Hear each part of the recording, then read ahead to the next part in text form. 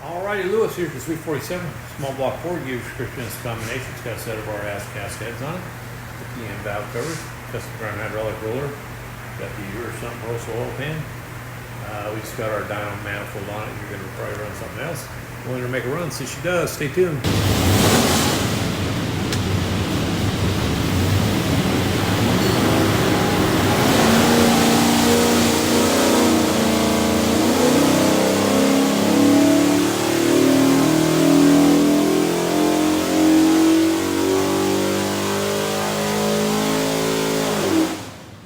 Okie doke, 3,600, 373 foot-pounds of torque, peak torque 434, peak horsepower 501, so everything's good. What we'll do now is pull the pipes back, make sure it's good and clean. Show you a couple of things here. See, you're going to find this thing looks like a credit card, USB card. It is full of technical information. And the crate will be this in the spec sheet. Highly recommend reading that. Have a great day.